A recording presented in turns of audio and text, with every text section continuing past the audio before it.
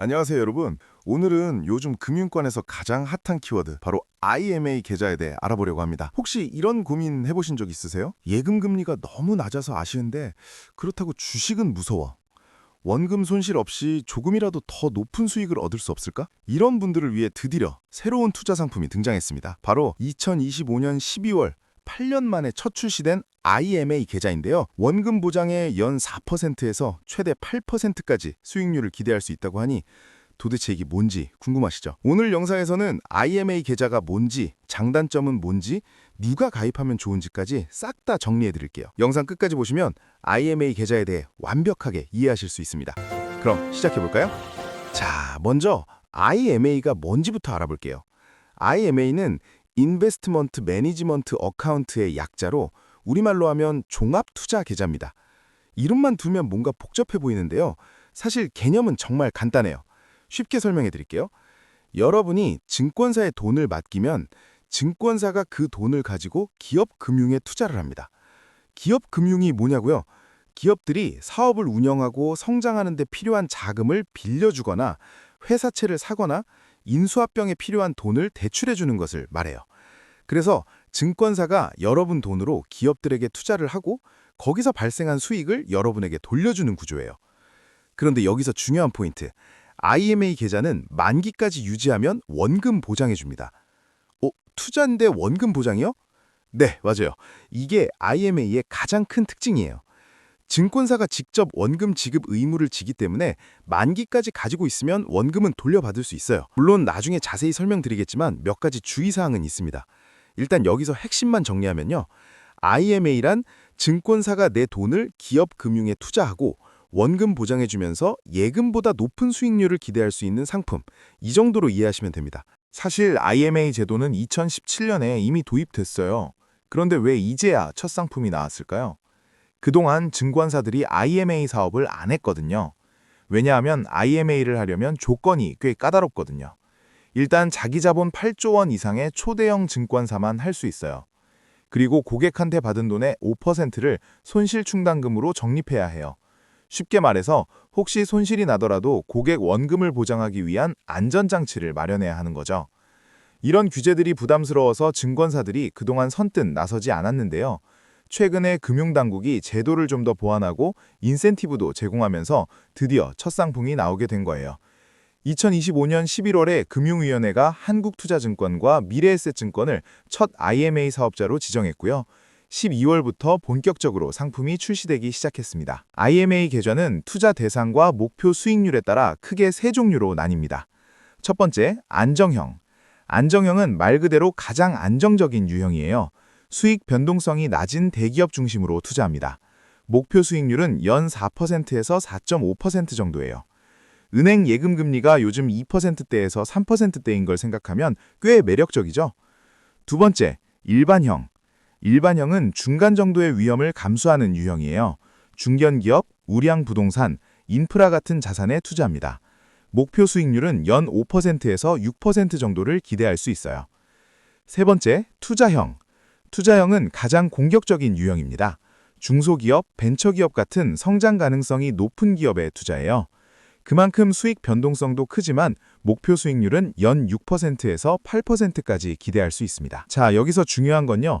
이 수익률은 목표예요. 확정이 아닙니다. 운용 성과에 따라 더 높을 수도 있고 더 낮을 수도 있어요. 이 부분은 뒤에서 더 자세히 설명드릴게요. 자, 이제 많은 분들이 궁금해하시는 부분. IMA가 예금이랑 뭐가 달라요? CMA하고는요? 하나씩 비교해 볼게요. 예금과의 차이. 먼저 은행 예금은 예금자 보호법을 보호를 받습니다. 은행이 망해도 정부가 보장해주죠. 그리고 수익률, 즉 이자율이 사전에 확정돼요. 연 3% 예금에 가입하면 만기 때 깍 3% 이자를 받는 거죠. 반면 IMA는 예금자 보호 대상이 아닙니다. 대신 증권사가 직접 원금 지급 의무를 집니다. 그리고 수익률이 확정이 아니라 실적 배당형이에요. 운용을 잘하면 예금보다 훨씬 높은 수익을 받을 수 있지만 반대로 목표 수익률에 못 미칠 수도 있죠. 정리하면 이래요. CMA와의 차이. CMA는 입출금이 자유로운 투자형 통장이에요. 하루만 넣어둬도 이자가 붙고 언제든 뺄 수 있죠. 파킹 통장처럼 쓰기 좋아요. 반면 IMA는 중도 해지가 안 됩니다. 만기까지 쭉 가지고 있어야 해요. 대신 CMA보다 수익률이 높을 수 있어요. 그래서 단기자금 운용은 CMA, 중장기 투자는 IMA가 적합해요. 자, 이제 IMA의 장점을 정리해 볼게요.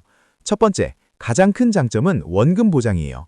만기까지 유지하면 증권사가 원금을 돌려줄 의무가 있습니다. 주식처럼 원금이 깎일 걱정을 안 해도 되는 거죠. 두 번째, 예금보다 높은 수익률을 기대할 수 있어요. 예금 금리가 2~3%대인데 IMA는 4에서 8%를 목표로 하거든요. 운용을 잘하면 추가 수익도 받을 수 있습니다. 세 번째, 분산 투자 효과가 있어요. 증권사가 기업대출, 회사채, 인수금융, 부동산, 인프라 등 다양한 자산에 투자합니다. 개인이 직접 하기 어려운 기업금융에 간접적으로 참여할 수 있는 거예요. 네 번째, 금리 인하 시대의 대안이 될 수 있습니다. 미국 연준이 금리를 계속 내리는 추세잖아요. 그러면 예금 금리도 계속 떨어질 텐데 IMA는 상대적으로 높은 수익률을 기대할 수 있습니다. 장점만 있으면 좋겠지만 당연히 단점과 주의사항도 있습니다. 이거 꼭 알고 가셔야 합니다. 첫 번째, 중도 해지가 안 됩니다. IMA는 보통 2년에서 7년 만기의 중장기 상품이에요. 한 번 가입하면 만기까지 돈을 뺄 수 없어요. 급하게 돈이 필요한 상황이 생길 수 있는 분들은 신중하게 결정하셔야 합니다. 두 번째, 예금자 보호 대상이 아닙니다. 증권사가 부도나거나 파산하면 원금 손실이 발생할 수 있어요. 물론 자기 자본 8조 원 이상의 초대형 증권사만 IMA를 할 수 있어서 그런 일이 일어날 가능성이 낮지만 완전히 0%는 아닙니다. 세 번째, 수익률이 확정이 아니에요. 목표 수익률 4%를 제시했다고 해서 무조건 4%를 받는 게 아닙니다. 운용 성과에 따라 더 받을 수도 덜 받을 수도 있어요. 원금은 보장되지만 수익은 보장 안 된다는 점 기억하세요. 네 번째, 세금이에요. IMA에서 얻은 수익에는 15.4%의 배당소득세가 부과됩니다. 그리고 다른 금융소득과 합쳐서 연간 2천만 원을 넘으면 금융소득 종합과세 대상이 돼요. 고액 투자자분들은 이 부분도 고려하셔야 합니다. 다섯 번째, 성과보수가 있어요. 목표 수익률을 초과한 수익이 나면 그 초과분의 일부를 증권사가 가져갑니다. 보통 초과 수익률의 30%에서 40% 정도가 성과보수로 빠져요. 예를 들어 운용 수익률이 6%인데 목표가 4%였다면 초과분 2%의 일부는 증권사 몫이 되는 거죠. 자, 그럼 실제로 출시된 상품들을 살펴볼까요? 한국투자증권 IMA S1. 한국투자증권이 2025년 12월 18일에 업계 최초로 IMA 상품을 출시했어요. 상품명은 한국투자 IMA S1입니다. 주요 내용을 정리해 드릴게요. 만기 2년, 기준 수익률 연 4%, 최소 가입 금액 100만 원, 투자 한도 제한 없음, 중도 해지 불가능, 총 보수율 연 0.6%, 성과 보수율 40%. 성과 보수가 뭐냐면요. 만약 2년 누적 수익률이 10%가 나왔다고 해볼게요. 기준 수익률이 연 4%니까 2년이면 누적 8%잖아요. 그러면 초과분 2%에 40%, 그러니까 0.8%가 증권사 몫이 되고 나머지 1.2%는 고객이 가져가요. 결국 고객의 최종 수익률은 9.2%가 되는 거죠. 출시 첫날에만 2,235억 원어치가 팔렸다고 해요. 반응이 정말 뜨거웠죠. 미래에셋증권 IMA 1호. 미래에셋증권도 12월 22일에 IMA 1호 상품을 출시했어요. 주요 내용은 이래요. 만기 3년, 기준 수익률 연 4%, 최소 가입 금액 100만 원, 최대 가입 금액 50억 원, 중도 해지 불가능, 모집 규모 1,000억 원. 한국투자증권보다 만기가 1년 더 길어요. 3년 동안 묶인다는 뜻이죠. 대신 미래에셋증권이 모집 금액의 5%를 직접 출자해서 같이 투자해요. 이건 우리도 같이 리스크를 지겠다는 의미라서 투자자 보호 차원에서 긍정적으로 볼 수 있어요. 자, 그럼 IMA는 어떤 분들에게 적합할까요? IMA가 적합한 분들. 예금보다 높은 수익을 원하지만 원금 손실은 싫은 분들. 주식 투자가 무서운데 예금 이자는 아쉬운 분들께 딱이에요. 2, 3년 이상 여유 자금이 있는 분들. 중도 해지가 안 되니까 당장 쓸 돈이 아닌 여유 자금으로 투자하셔야 해요. 금리 하락기에 대비하고 싶은 분. 금리가 계속 떨어지면 예금 이자도 줄어들잖아요. IMA로 상대적으로 높은 수익을 확보할 수 있어요. 포트폴리오를 다양화하고 싶은 분, 예금, 주식, 펀드 외에 새로운 투자 수단으로 활용할 수 있어요. IMA가 적합하지 않은 분들, 단기 자금을 운용하려는 분, 중도 해지가 안 되니까 단기 자금에는 맞지 않아요.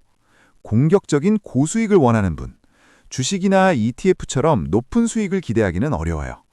유동성이 중요한 분, 언제든 돈을 뺄 수 있어야 하는 분은 CMA나 파킹 통장이 더 나아요.